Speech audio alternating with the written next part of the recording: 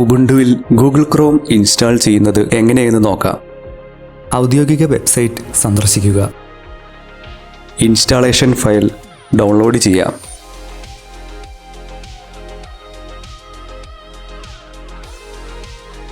Installation എളുപ്പമാക്കുന്നതിനായി ഫയലിൻ്റെ പേര് ദൃശ്യമാകുന്നത് പോലെ റീനെയിം ചെയ്ത് ചുരുക്കുക.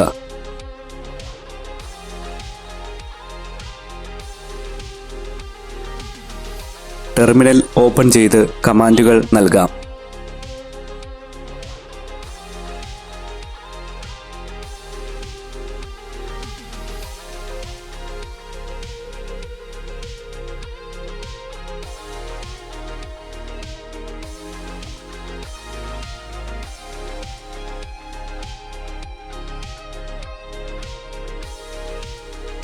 ഇൻസ്റ്റാളേഷൻ വിജയകരമാണ്.